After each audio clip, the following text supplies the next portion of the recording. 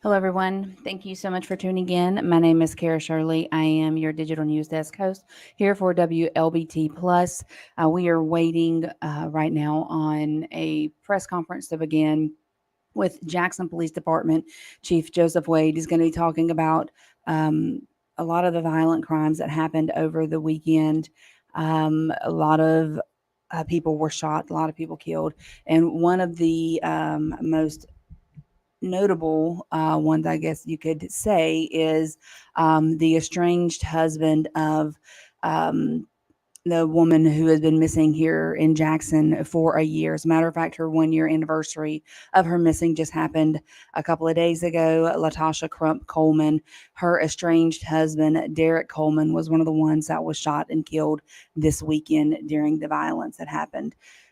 So again, right now we're just waiting on the press conference to come up. It's supposed to start at 11:30, and as soon as we get that happening, we're going to take you guys straight into where the press conference is happening at the Jackson Police Department.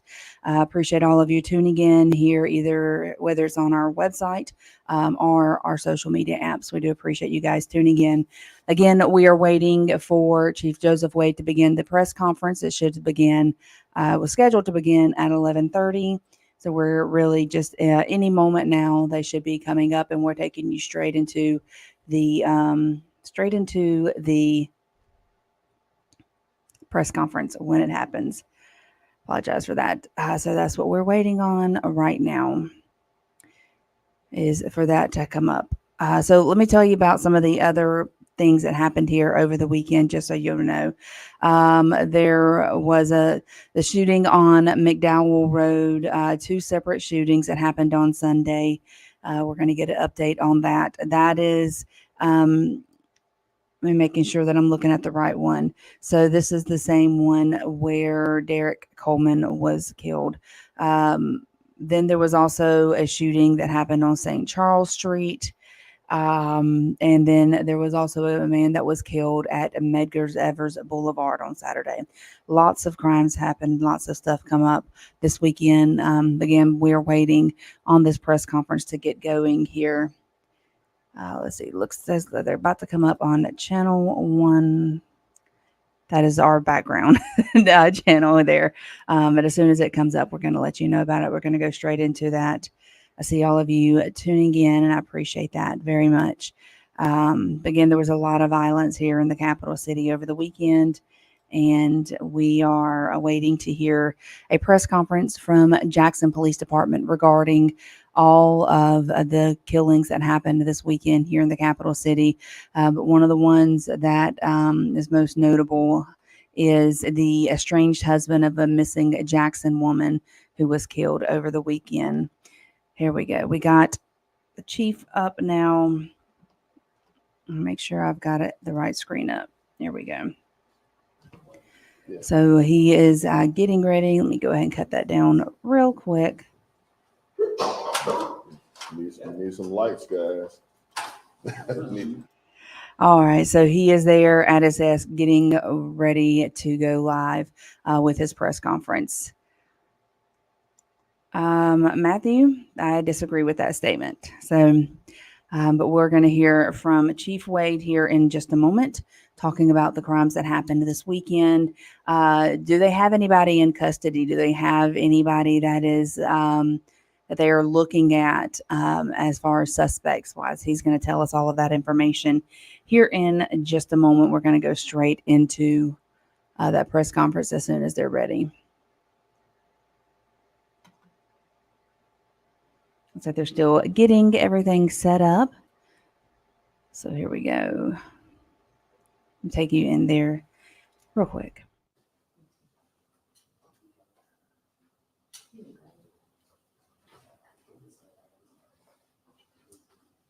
Again, that's Chief Joseph Wade there waiting to get going on his press conference regarding the crimes that have happened here this weekend in Jackson.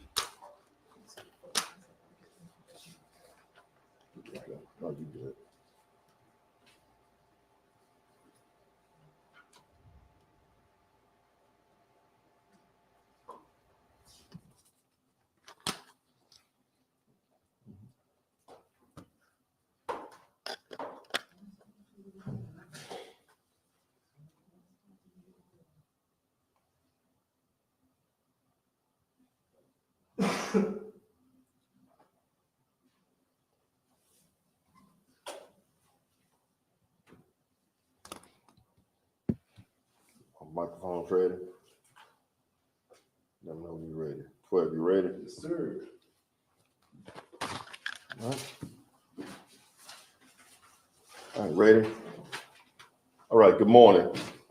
Thank you for coming down to the Jackson Police Department this morning. Unfortunately, it's under some very sad circumstances that happened and transpired over the past week. The first situation I want to talk about is a homicide on Pine Tree and Pine Lawn. That was our 67th homicide of the year. We had a Mr. Marvin Houck Jr. that was apparently shot in the head and was found in the middle of the street. There was no motive to this incident. It was heinous and lawless, but I'm so proud of my homicide team. They have issued warrants for trailing sojourner, black male, 29 years of age. We will be pushing that information out to the public and to the media, and anyone who has any information about the whereabouts of trailing sojourner, please contact the Jackson Police Department at 601-960-1234 or Crime Stoppers at 601-355-TIPS. He is considered armed and dangerous. And the question about homicide 67. We will be disseminating his picture at the end of this press conference. The next unfortunate situation and circumstance was at 4414 Mega Evers Boulevard at the Texaco gas station on Saturday, shortly after 3 p.m., where a Mr. Jacoby Austin, black male, 23 years of age, lost his life. We do have a person of interest in that case, but we need additional information so we can expedite the arrest in this matter. We do have a possible suspect vehicle as a gray sedan, unknown occupants, but we do have a person of interest in this case. We do anticipate making an arrest soon, but if there's anyone with any information about the death of Jacoby Austin, please contact the Jackson Police Department again at 601-960-1234 and Crime Stopper 601-355-TIPS. We are trying to identify the occupants of this vehicle, and more importantly, we're trying to identify the individual or individuals responsible for the death of Mr. Austin. Any questions about the homicide at the Texaco gas station? All right. On yesterday afternoon, Sunday, at approximately 3 p.m., Jackson police officers were dispatched to the Shell gas station at 2899 McDowell Road in reference to several individuals who had suffered gunshot wounds. When you talk about 6 people being shot at one time, that's a mass shooting. That is a mass shooting when you have 6 people shot at one time. It shows the lawlessness, the recklessness, the value or the lack of value for human life here in the city of Jackson. We have people that are that reckless that will open fire on a group of people in a parking lot on Sunday afternoon. We have 4 people that suffered wounds that are still alive. Their wounds and injuries do not appear to be life-threatening for these individuals, but we had 2 that lost their life at 2899 McDowell Road, the Shell gas station. The first one was the store owner, Jasveer Singh, 37 years of age, was shot at this location when the individuals opened fire. The other victim was a Mr. Derek Coleman, 48 years of age, black male, was shot multiple times at that location. We do have surveillance footage that we are analyzing that was taken from that location. We did have a blue light surveillance camera tied into our RTCC at that location as well. The suspect vehicle is a Honda Accord, black in color, black tinted windows. Apparently the rear passenger opened fire on these individuals. Both were sitting or congregating near a RV in the parking lot and sustained these fatal wounds that caused them their life. The name Derek Coleman is significant or known to us because he is the husband of the the lady that has been missing, Latasha Crump Coleman, for the past year. So he is the husband that was just recently released out of jail, and now he is deceased. We are soliciting help from the public to find out what happened at this gas station, why 6 people were shot, why 2 people lost their life. And we need that information because that is very dangerous to everyone that frequents that area. I went out there myself yesterday, spoke to several people, and they were just shook. They were upset, and rightfully so. We have got to do better in our city. We've got to hold these individuals accountable, and they are committed apparently to committing these types of acts here in the city of Jackson. So we're going to be just as committed, if not more, to hold them accountable for committing these acts here in the city of Jackson. I am open for any questions. Chief, do you have any reason to believe that the killing of Derek Coleman could be related to his wife's disappearance? I do not have anything right now in this investigation to connect the two. It was very concerning to me that this happened. We look forward to speaking with him again and gleaning more additional information to try to locate Ms. Crump Coleman, because we know the pain and suffering that her family has been experiencing. With him losing his life is going to make it just that harder, or much harder for us to solve that case. But we're going to continue to work to bring her home. And we're going to continue to work to bring some closure or some answers to her family. But my prayers and condolences go out to all of the families that were affected by gun violence here in the city of Jackson. We will keep them uplifted in prayer, and we will be working very hard to bring closure and to hold these individuals accountable for the gun violence that we experienced over the weekend here in the city of Jackson. And when it comes to Mr. Coleman, do we know if that was targeted or if it was just random? Do we know at this time? We do not know, but we're going to be putting the pieces together. We spent a lot of time processing the scene yesterday. We had a lot of resources out there, and I have a lot of confidence in my robbery homicide division. Right now, their solvability rate is 74%. Right now, we're 70 homicides for the year, and they have solved 74% of those homicides. So I expect to bring some closure to not just one of these cases, but all of them that happened over the past week here in the city of Jackson. We know that Mr. Coleman lost his life out there yesterday. We know that Jasper Singh lost his life out there on yesterday. And we're going to work very hard to find out who committed those acts. But also, 4 other people were shot. 4 other people were shot that were at that gas station. So you have a total of 6 people shot, 2 that lost their life. We are not going to ever wave the white flag. We're never going to give in. We're going to stay laser focused and bring these people before the courts and hold them accountable for their actions here in the city of Jackson. Do we know if Mr. Singh was trying to break up a disturbance and may have been caught in the crossfire? We don't have any information to support that. We're looking at every angle of this incident. We're not going to leave a stone unturned. We know that Mr. Singh was in the parking lot to the left of the building, on the side of the building. Apparently, that's where Mr. Coleman was, by this very big, large RV. Based on the information that I've gathered, that RV belonged to Mr. Coleman.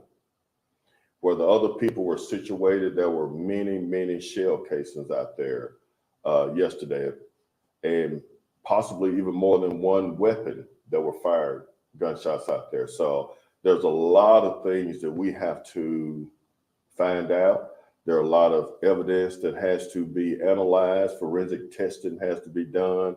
But I can't answer that question for you. Was he trying to break up something? We don't have any information that it was a disturbance to break up. But we do have information that an individual drove up in a black sedan, let down the rear window, and opened fire on all of these people in that parking lot. We are blessed that nobody else was hit or that nobody else lost their life out there. And again, my heart goes out to the Singh family, the Coleman family, the other young man that lost his life at the Texaco gas station. All of this is unnecessary. It does not have to happen. We can resolve issues without resorting to gun violence. We have to. We absolutely have to. Chief, One more question. So the implication is that you don't think that the gunman or gunmen may have been specifically targeting Mr. Coleman? If you have shell casings away from where his body was found, where the other victims were found? We had shell casings in that vicinity.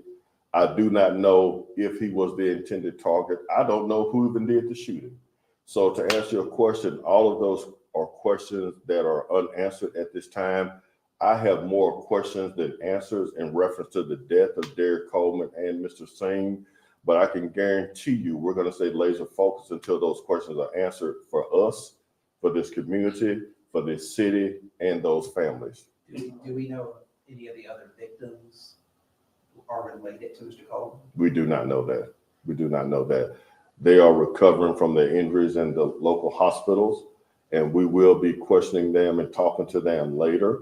I have no reason to believe that they were friends or family members. I have no reason to believe that whatsoever. But we have 6 people that were shot on a Sunday evening here in the city of Jackson. Chief, could this be a collateral damage kind of situation and looking from one person and other people just happen to be there? We're not ruling out anything at this particular time. Chief, you said that Mr. Coleman had recently been released from jail. How recent? I'm not really sure. About a month, A week. about a week. Yes. All right, thank you, guys. Appreciate it. Yes. All right. Thank you. You can verify that information, Ross, but he has not been out of jail very long at all. All right. All right. Thank y'all so much. And we'll definitely get this picture out to you. A picture of the gray sedan. And there we have it. That was the Jackson Police Chief Joseph Wade talking about the crimes that happened over the weekend here in Jackson. Just to give you a real quick recap of what he first talked about. So first spoke about the 67th murder of the year here in Jackson that happened where a individual by the name of Marvin House Jr. Was found shot in the head. They are looking for information on that. If you have any additional information, I believe that happened on Pine Lawn. But I'll definitely check that and let you guys know about that. Actually, there was a warrant issued in this, and it was for a Traylon Sojourner, and they are looking for him. We're going to be getting that mugshot out to you very shortly on him. But a warrant has been issued in the murder of Marvin House Jr., and that warrant has been issued for Traylon Sojourner. Then there was a shooting at a Texaco on Medgar Evers Boulevard here, and Jacoby Austin was killed in that shooting. They do have a person of interest in a possible suspect vehicle. They're saying it was a gray sedan. If you have any information on the shooting that happened at the Texaco station on Medgar Evers Boulevard, please contact Jackson Police Department or Crime Stoppers. And then he talked about the shooting that happened on McDowell Road on Sunday. It was at a Shell station there. As a matter of fact, Chief Wade spoke of this shooting as a mass shooting because there were 6 people shot at this location. So the 4 of the people shot, their injuries were not life-threatening. They were taken to the hospital, and Chief Wade does believe that they are going to be just fine at the end of this. 2 people did lose their life in this shooting. One was Jasper Singh, and I'm probably pronouncing that wrong. I apologize. He was the owner of the store there, that Shell station on McDowell Road.